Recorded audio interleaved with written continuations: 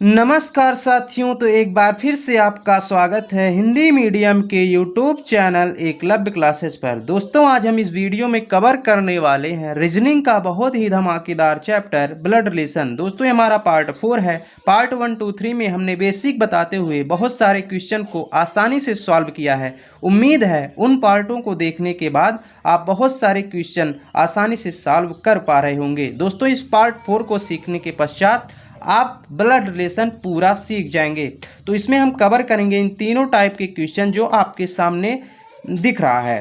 तो दोस्त, इसको हम रगड़े हुए हैं एक ही कॉन्सेप्ट पे।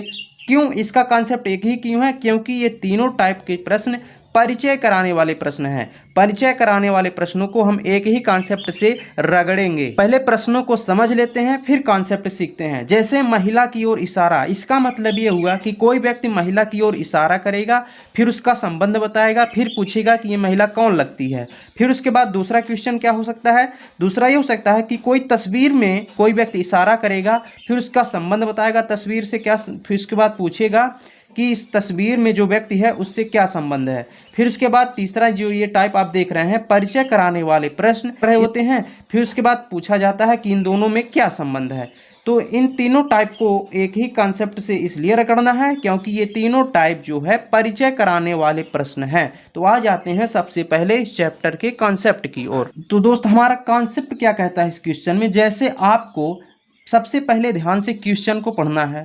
क्वेश्चन को ध्यान से पढ़ने के बाद आपको उसमें दो लोग दिखेंगे। कौन कौन? एक तो बोलने वाला दिखेगा और दूसरा ये दिखेगा कि सुन कौन रहा है अथवा किसकी ओर इशारा किया जा रहा है। आपको दोनों लोगों को पहचानना पड़ेगा। सबसे पहले आप क्या करेंगे? क्वेश्चन को रीड करेंगे, क्वेश्चन को ध्यानपूर्वक रीड करेंगे।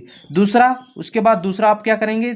अगला स्टेप में आप करेंगे कि बोल कौन रहा है उसको आप देखेंगे। फिर तीसरा क्या करेंगे? जो बोल रहा है अपने बारे में क्या बोल रहा है उसके संबंध को आप बैठा देंगे डायग्राम बना करके। तो जैसे हम आपके सामने क्वेश्चन पढ़ रहे हैं और कैसे सॉल्व कर रहे हैं आपको ध्यान से समझना होगा। इसके बाद आप जो है सीख जाएंगे। जैसे आपके सामने पहला क्वेश्चन ये है कि एक महिला की ओर इशारा करते हुए एक पुरुष ने कहा, उसके पिता मेरे पिता के एकमात्र पुत्र हैं। आपको यहाँ समझना होगा कि बोल कौन रहा है। बोल रहा है पुरुष, तो पुरुष के बारे में सबसे पहले लिखना है। पुरुष बोल रहा है तो हमने पुरुष को सबसे पहले बाहर निकाल लिया। अब ये अपने बारे में क्या बोल रहा है? अपने बारे में ये बोल रहा है कि मेरे पिता के एकमात्र पुत्र हैं। मेरे पिता यानी पुरुष के पिता के एकमात्र पुत्र, पिता के एकमात्र पुत्र मतलब इकलौता पुत्र, यही हो गया पिता का इकलौता पुत्र। ये कौन है? उसके पिता मतलब किसके पिता? महिला के पिता। ये किसके पिता हैं? ये महिला के पिता हैं। यही पुत्र किसके पिता हैं? ये महिला के पिता हैं। तो इतना आपका बन गया, यानी क्वेश्चन आपका सॉल्व हो गया। अब पूछ रहा है ये वह पुरुष उस महिला से कैसे संबंधित है। इसमें दो आंसर निकलता है, हमने पहले ही बताया था। तो आपसे पूछा यही जा रहा है कि आपको ढूंढना है से कहाँ है। महिला से यहाँ है। जिसके नाम से पहले से लगा रहेगा वो क्या कहकर बुलाएगी दूसरे वाले को? पुरुष को क्या कहकर बुलाएगी? महिला पुरुष को क्या कहकर बुलाएगी? महिला पुरुष को क्या कहकर बुलाएगी? पिता कहकर बुलाएगी। क्या कहकर बुलाएगी? ये पिता कहकर बुलाएगी, क्योंकि ये हमने बताया था आपको, पिता ऊपर होता है, पुत्री और बेटा नीचे होता है। हमने पहले ही बता दिया था। तो आंसर आपका क्या हो जाएगा? पिता। ध्यान देने वाली बात क्या है, आप फिर से सुनिए कि आपको ध्यान से क्वेश्चन पढ़ना है। क्वेश्चन पढ़ने के बाद आप उसमें देखेंगे कि कौन बोल रहा है। फिर आप उसमें दोबारा देखेंगे कि सुन कौन रहा है या इशारा कौन कर रहा है। जिसके बारे में अपने बारे में जो बोला है सबसे पहले उसको संबंध को लिख लेना है। अपने बारे में इसने पिता बताया, फिर ये बताया, फिर इसके बाद जिसकी ओर इशारा किया जाएगा उसको दर्शा देना है। बस। अगर आपको ये नहीं समझ में आया अभी तो आप दूसरे क्वेश्चन पर आइए, आप अच्छे से समझ जाएंगे। तो दोस्त, आ गए हैं आपका दूसरा क्वेश्चन लेकर। आपको इसमें पहले फिर से हम बता रहे हैं कि आपको ध्यान से पहले क्वेश्चन पढ़ना है। क्वेश्चन पढ़ने के बाद जो बोलेगा इसमें, जैसे यहाँ पर साइमन यहाँ बोल रहा है, जो बोलेगा उसमें उसके बारे में पहले लिखना पड़ेगा आपको। फिर उसके बाद जिसके बारे में बोल रहा है बाद में उसको लिख देना है। बस सिंपल सी बात है। कैसे? एक महिला की ओर संकेत करते हुए साइमन ने कहा। आपको ध्यान में रखना है संकेत किसकी ओर किया जा रहा है। बस आपने ध्यान रखा कि महिला की ओर संकेत किया जा रहा है। आगे कौन बोल रहा है? साइमन बोल रहा है। साइमन ने क्या कहा? साइमन ने कहा वह मेरे पिता की एकमात्र बहन की पुत्री है। वह कौन है आपको ध्यान में रखना है? वह महिला है। वह कौन है आपको ध्यान में रखना है। अब आप पहले तो स्टेप, ये पहला स्टेप आपका ये है कि आपने क्वेश्चन पढ़ लिया। दूसरा स्टेप ये है कि बोल कौन रहा है उसको आप पहले बाहर निकालिए। साइमन बोल रहा है तो आप साइमन को पहले बाहर निकाल लीजिए। साइमन बोल रहा है तो साइमन को आप बाहर निकालिए। साइमन बाहर आ गया। आगे इसके बारे में, अपने बारे में ये क्या बता रहा है उसको लिखना है आपको। साइमन बोल रहा है कि वह मेरे पिता की एकमात्र बहन की पुत्री है। मेरे पिता यानी साइमन के पिता की एकमात्र बहन यानी इकलौती बहन, पिता की इकलौती बहन की पुत्री है। बहन की पुत्री, इसकी पुत्री, बहन की पुत्री है। ये कौन है पुत्री? वही महिला। कौन? जिसकी ओर इशारा कर रहा है। ये पुत्री कौन है? वही महिला है। ये कौन है? वही महिला है। बाद में आपको यही ध्यान देना है, जब आप ये डायग्राम बनाते बनाते है तक पहुंच जाएंगे तो जो यहाँ लिखा रहेगा है से पहले जो लिखा रहेगा वही होगी जिसकी ओर वो इशारा कर रहा है। महिला की ओर इशारा कर रहा है तो यही पुत्री ये महिला है। अब आपसे पूछा जा रहा है वह महिला साइमन से किस प्रकार संबंधित है। यहाँ से लगा है, इसका मतलब साइमन महिला को क्या कहकर बुलाएगा? साइमन इस महिला को क्या कहकर बुलाएगा? अब आप साइमन का रिश्ता यहाँ से रिलेट करेंगे कि पिता के बहन, साइमन के पिता के बहन की जो बेटी है, पिता के बहन को आप बुआ कहते हैं। बुआ की जो बेटी होती है उसको, वो भी आपकी बहन लगती है। लेकिन जो बुआ की बेटी होती है वो फुफेरी बहन लगती है। आपकी सगी बहन तो होगी नहीं। कौन सी बहन होगी साइमन की? फुफेरी बहन। तो ऑप्शन नंबर डी क्या हो जाएगा? सही हो जाएगा। दोस्त तीसरा क्वेश्चन आपके सामने ये रहा। घबराना मत मेरे दोस्त, बहुत छोटा सा क्वेश्चन, खाली आपको देखने में बड़ा लग रहा है लेकिन बहुत छोटा सा क्वेश्चन है। घुमा फिरा के बोला है, हम इसको आसानी से सॉल्व करेंगे अपने कॉन्सेप्ट को यूज करते हुए। तो हमारा कॉन्सेप्ट यही है कि सबसे पहले हम क्वेश्चन पढ़ेंगे। क्वेश्चन पढ़ने के बाद जो बोलेगा उसमें, जैसे यहाँ लड़का बोल रहा है, उसको बाहर निकालेंगे, उसके संबंध को लिखेंगे, फिर जिसके बारे में बताया रहेगा उसको हम लिख देंगे। हम अपने क्वेश्चन को पढ़ते हैं। कैसे, क्या है? दीवार पर लगी एक तस्वीर की ओर संकेत करते हुए एक लड़के ने कहा। यहाँ लड़का कह रहा है तो हम लड़के को बाहर निकाल लेते हैं। लड़का बोल रहा है तो हम लड़के को क्या करते हैं? बाहर निकाल लेते हैं। लड़के ने कहा, क्या लड़के ने कहा? तस्वीर में वह आदमी, इसको आपको ध्यान में रखना है। लड़का अपने बारे में क्या बोल रहा है उसको लिखना है। तस्वीर में वह आदमी, इसको ध्यान में रखना है। मेरी माँ जो अपने पिता माता की इकलौती संतान है। मेरी माँ यानी लड़के की माँ जो अपने माता पिता की इकलौती संतान है, मतलब ये इकलौती अपने माता पिता की इकलौती संतान है। के पिता यानी इस माँ के पिता संतान है। मेरी माँ जो अपने माता पिता की इकलौती संतान है। के पिता, माँ के पिता, के दामाद, माँ के पिता के दामाद। पिता के दामाद कौन होंगे? ये जो इसकी बेटी है, जो माँ है, इसके पति होंगे। पिता के दामाद कौन होंगे? इसके पति होंगे। के दामाद की पत्नी, के दामाद की पत्नी कौन है? यही माँ ही है। पिता के दामाद ये हो गए, पत्नी ये हो गई, माँ हो गई। के ससुर, इसके ससुर। अब इसके ससुर कौन होंगे? इसके जो पति होंगे, इसके पिता क्या होंगे? ससुर होंगे। इस पति के जो पिता होंगे इसके ससुर होंगे। अब आपसे पूछा है क्वेश्चन में, यही क्या है? पहले आपको ध्यान रखना है कि ससुर होंगे, यही ससुर है ना, ससुर है तक पहुंच गए। अब आपको देखना है कि किसके बारे में बोल रहा था। तस्वीर की ओर इशारा कर रहा था, और तस्वीर की ओर जो इशारा कर रहा था कौन थे? वो ससुर थे। अब आपसे पूछ रहा है कि लड़का तस्वीर वाले व्यक्ति से किस प्रकार संबंधित है।